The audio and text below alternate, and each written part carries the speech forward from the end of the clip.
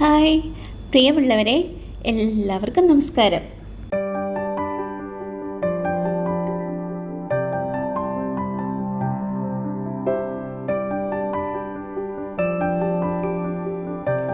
നമ്മുടെ ആദ്യത്തെ ക്ലാസ്സിലേക്ക് എല്ലാവർക്കും സ്വാഗതം.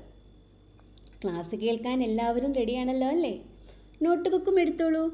ആദ്യത്തെ ക്ലാസ്സിൽ ഞാൻ നിങ്ങളെ പരിചയപ്പെടുത്തുന്നത് തയ്യലിന് ആവശ്യമായ ഉപകരണങ്ങളെ പറ്റിയാണ്. ഉപകരണങ്ങൾ എന്തൊക്കെയാണെന്നറിയാതെ ഒരു വർക്ക് ചെയ്ത് തീർക്കാൻ പറ്റില്ലല്ലോ. നമുക്ക് അവ ഏതൊക്കെയാണെന്ന് നോക്കാം. ഉപയോഗത്തിൻ്റെ അടിസ്ഥാനത്തിൽ നമുക്കവയെ 4ആയിട്ട് തരംതിരിക്കാം. Measuring tools, cutting tools, marking tools and sewing tools. ഏതൊക്കെയാണ്? അളവെടുക്കുന്നതിന് ഉപയോഗിക്കുന്നത്, മാർക്ക് ചെയ്യുന്നതിന് അല്ലെങ്കിൽ അടയാളപ്പെടുത്തുന്നതിന് ഉപയോഗിക്കുന്നത്, കട്ടിംഗ് ടൂൾസ് അതായത് കട്ട് ചെയ്യാൻ ഉപയോഗിക്കുന്നത്, പിന്നെ സ്വീയിങ് ടൂൾസ്. ഇനി നമുക്ക് എന്താണ് മെഷറിംഗ് ടൂൾസ്? അളവെടുക്കാൻ ഏതൊക്കെ ഉപകരണങ്ങൾ നമുക്ക് ഉപയോഗിക്കുന്ന ടൂൾസ് ഏതൊക്കെയാണെന്ന് നോക്കാം. ടേപ്പ്, റൂളർ അഥവാ scale, metal gauge, hem gauge, French curve stick, metre അല്ലെങ്കിൽ യാർഡ് സ്റ്റിക്ക്, ടൈലർ സ്ക്വയർ. ഇവയൊക്കെയാണ് നമ്മൾ അളവെടുക്കുന്നതിന് വേണ്ടി ഉപയോഗിക്കുന്നത്. എല്ലായ്പ്പോഴും എല്ലാം ഒരുമിച്ച് ഉപയോഗിക്കുന്നവയൊന്നും അല്ല കേട്ടോ. ഓരോ ഉപയോഗവും അനുസരിച്ചാണ്, ഓരോ ഡ്രസ്സിൻ്റെ അനുസരിച്ചാണ് നമ്മളിവയെല്ലാം ഉപയോഗിക്കുന്നത്. അത് നമുക്ക് എന്താണെന്ന് നോക്കേണ്ടത്? ടേപ്പും സ്കെയിലും എല്ലാവർക്കും അറിയാവുന്നതല്ലേ? എങ്കിലും ടേപ്പിനെ കുറിച്ച് കുറേ കാര്യങ്ങൾ പറയാനുണ്ട്. അത് നമുക്ക് വേറൊരു ക്ലാസ്സിൽ വിശദമായിട്ട് ഞാൻ പറഞ്ഞു തരാം. അടുത്തത് എന്താണ്? മീറ്റർ അല്ലെങ്കിൽ യാർഡ് സ്റ്റിക്ക്. ഇതെന്താണ്? മീറ്റർ സ്റ്റിക്ക് എന്ന് പറയുന്നത് 1 മീറ്റർ അളവുള്ള ഒരു സ്ട്രെയിറ്റ് സ്കെയിലാണ്. ഇതിൽ 2 ഇഞ്ചും സെൻറ്റിമീറ്ററും മാർക്ക് ചെയ്തിട്ടുണ്ട്. വളരെ വേഗത്തിൽ തുണി മീറ്റർ കണക്കിന് അളന്നെടുക്കുവാൻ നമ്മെ ഈ മീറ്റർ സ്റ്റിക്ക് സഹായിക്കുന്നു. ഇത് 2 തരത്തിലുള്ള മെറ്റീരിയലിൽ നമുക്ക് ലഭ്യമാണ്. വുഡൻ മെറ്റീരിയലും ഫൈബർ മെറ്റീരിയലും. എപ്പോഴും ഫൈബർ മെറ്റീരിയലാണ് നല്ലത്. കാരണം വുഡൻ മെറ്റീരിയൽ പെട്ടെന്ന് തന്നെ ഒടിഞ്ഞു പോകാൻ സാധ്യതയുണ്ട്. അടുത്ത എന്താണ്? Taylor square. ഇതിൻ്റെ ഷേപ്പ് കാണുമ്പോൾ തന്നെ അറിയാമല്ലോ ഇതിൻ്റെ ഉപയോഗം. തയ്ക്കാൻ എടുക്കുന്ന തുണിയിൽ സ്ട്രെയിറ്റ് ലൈൻ വരച്ച് അടയാളപ്പെടുത്താൻ അല്ലെങ്കിൽ സ്ക്വയർ ഷേപ്പിൽ കട്ട് ചെയ്യേണ്ടതൊക്കെ വളരെ എളുപ്പത്തിൽ വരച്ച് കട്ട് ചെയ്യാൻ ടൈലർ സ്ക്വയർ നമ്മെ സഹായിക്കുന്നു. ഇവിടെ ഇതിനെല്ലാം തന്നെ ഈ സ്കെയിലുകളിലെല്ലാം തന്നെ ഇഞ്ചും സെൻറ്റിമീറ്ററും അടയാളപ്പെടുത്തിയിട്ടുണ്ട്. അടുത്തത് എന്താണ്? French curve.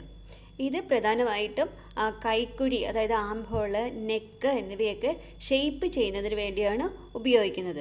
അതുപോലെ തന്നെ കർവ് ലൈനുകളൊക്കെ വരയ്ക്കുന്നതിനും ഷേപ്പുകളൊക്കെ വരയ്ക്കുന്നതിനും നമ്മുടെ ഫ്രഞ്ച് കർവ് ഉപയോഗിക്കുന്നു. അതുപോലെ ഇതേ ഉപയോഗം തന്നെയാണ് കർവ് സ്റ്റിക്കിനുള്ളത്.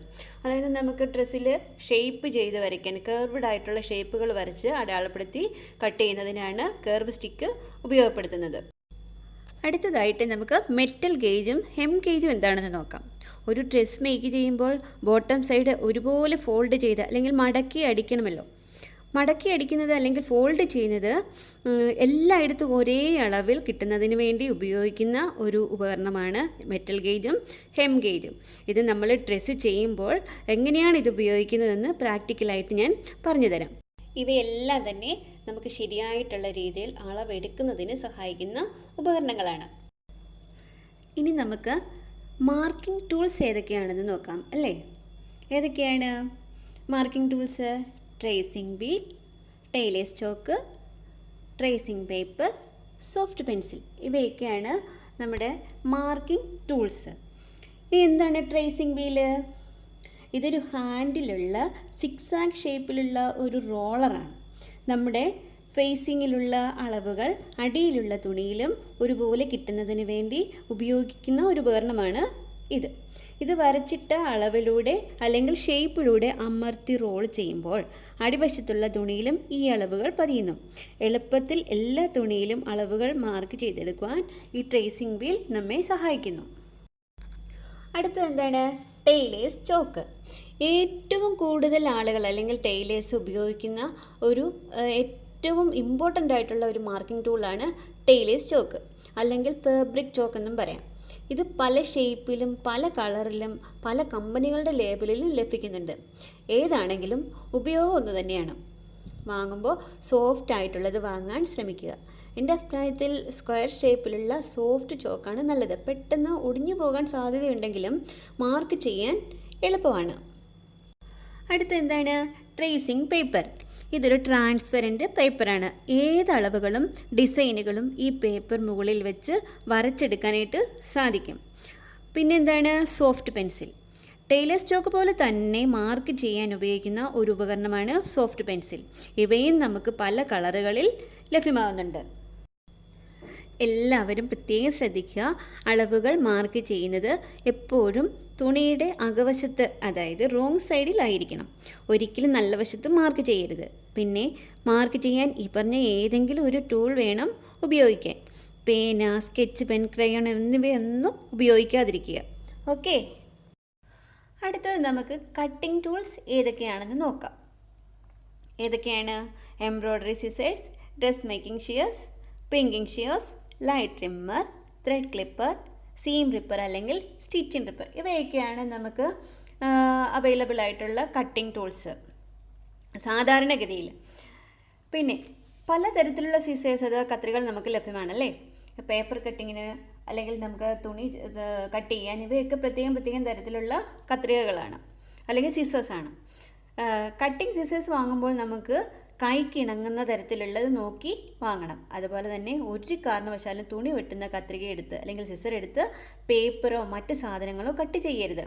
അങ്ങനെ ചെയ്താൽ സിസറിൻ്റെ ഷാർപ്നെസ് അല്ലെങ്കിൽ മൂർച്ച പോവുകയും തുണി കട്ട് ചെയ്യാൻ സാധിക്കാതെ വരികയും ചെയ്യും.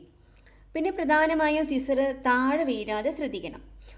ഒടിഞ്ഞു പോകാനും അതുപോലെ തന്നെ ഇളക്കം തട്ടിക്കഴിഞ്ഞാൽ ശരിയായ രീതിയിൽ ഉപയോഗിക്കാൻ പറ്റാതെ വരികയും ചെയ്യും. ശ്രദ്ധിക്കുമല്ലോ അല്ലേ? എന്താണ് പിങ്കിങ് ഷിയേഴ്സ്? നമ്മൾ റെഡിയാക്കുന്ന ഡ്രസ്സിൻ്റെ ഉൾവശത്തെ സീം അലവൻസ് അഥവാ തയ്യൽ തുമ്പിൽ നിന്നും നൂലൂർന്നു പോവാതിരിക്കാൻ സിക്സാഗ് ഷേപ്പിൽ കട്ട് ചെയ്യാൻ സഹായിക്കുന്ന ഒരു സിസറാണിത്. സിക്സാഗ് സിസർ എന്നും പറയാം. നെറ്റ്, ബനിയൻ ക്ലോത്ത്, വെൽവെറ്റ് എന്നിവയുടെയൊക്കെ സൈഡുകൾ ഡെക്കറേറ്റീവായിട്ട് കട്ട് ചെയ്യാൻ പിങ്കിങ് ഷിയേഴ്സ് സഹായിക്കുന്നു. അതുപോലെ അടുത്ത് എന്താണ്? ത്രെഡ് ക്ലിപ്പർ അല്ലെങ്കിൽ ത്രെഡ് കട്ടർ. ഇത് നമ്മെ തയ്ക്കുന്ന സമയത്ത് നൂല് കട്ട് ചെയ്തെടുക്കാൻ സഹായിക്കുന്നു. അതുപോലെ തന്നെ വർക്ക് ഫിനിഷ് ചെയ്തതിന് ശേഷം ഡ്രസ്സിൽ ആവശ്യമില്ലാത്ത നൂലുകൾ ഡ്രിം ചെയ്ത് കളയാൻ ഉപയോഗിക്കുന്നു. അതുപോലെ നെക്കിലും ആം ഹോളിലുമൊക്കെ ചെറിയ കട്ടിങ്ങുകൾ കൊടുക്കുന്നതിനും ത്രെഡ് കട്ടർ ഉപയോഗിക്കാം. അടുത്ത എന്താണ്? സീം റിപ്പർ അല്ലെങ്കിൽ സ്റ്റിച്ച് റിപ്പർ. ഇതിനെ നമുക്ക് ബട്ടൺ ഹോളർ എന്നും പറയാം. ഡ്രസ്സിൽ ആവശ്യമില്ലാത്ത സ്റ്റിച്ചുകൾ എളുപ്പത്തിൽ അഴിച്ചു മാറ്റാൻ സീം റിപ്പർ ഉപയോഗിക്കുന്നു. ഇവയൊക്കെയാണ് നമ്മുടെ കട്ടിംഗ് ടൂൾസ്. അവസാനമായി നമുക്ക് സ്വീയിങ് ടൂൾസ് എന്തൊക്കെയാണെന്ന് നോക്കാം.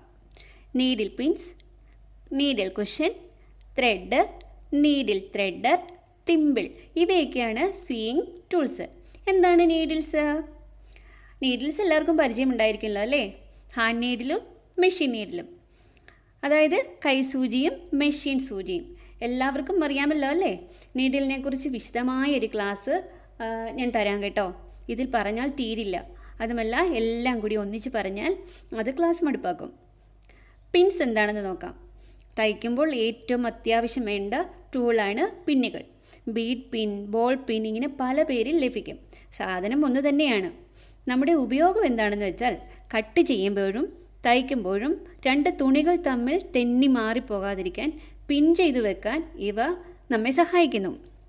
ഒരു സൈഡിൽ ബീഡുള്ളത് കൊണ്ട് പിൻ ചെയ്യാനും ഊരി മാറ്റാനും എളുപ്പമാണ്.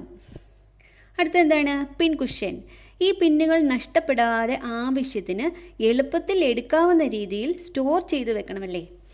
അതിനുവേണ്ടിയുള്ള ഒരു ടൂളാണ് പിൻ കുഷൻ. ഇത് നമുക്ക് തന്നെ തയ്യാറാക്കി എടുക്കാവുന്നതേ ഉള്ളൂ. അടുത്ത എന്താണ്? ത്രെഡ്. ത്രെഡ് ഏറ്റവും അത്യാവശ്യമുള്ളതാണെന്ന് അറിയാമല്ലോ അല്ലേ? ത്രെഡിനെ കുറിച്ച് പലതരത്തിലുള്ള പല അളവിലും എല്ലാ കളറിലും ഉള്ള നൂലുകൾ നമുക്ക് ഷോപ്പിൽ ലഭ്യമാണ്. പ്രധാനമായും കോട്ടൺ ത്രെഡുകളാണ് നമ്മൾ തയ്യലിന് വേണ്ടി, അതായത് സ്വീയിങ്ങിന് വേണ്ടി ഉപയോഗിക്കുന്നത്. തയ്ക്കുമ്പോൾ ഫാബ്രിക്കിൻ്റെ സെയിം കളർ ത്രെഡ് തന്നെ വേണം ഉപയോഗിക്കാൻ. എങ്കിലേ നമ്മുടെ വർക്ക് പെർഫെക്റ്റ് ആവുകയുള്ളൂ.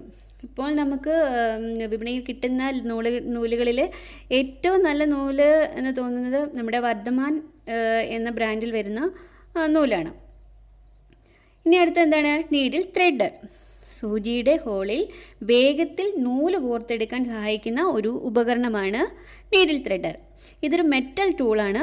അതുകൊണ്ട് തന്നെ ഇതിൻ്റെ അഗ്രം നീഡിലിൻ്റെ ഹോളിൽ കൂടി കയറ്റി ഇതിൻ്റെ ഹോളിൽ ത്രെഡ് കയറ്റി പുറകോട്ട് വലിക്കുമ്പോൾ വേഗത്തിൽ സൂചിയിൽ നൂൽ കോർത്തെടുക്കാൻ സാധിക്കുന്നു. എന്താണ് തിമ്പിൾ?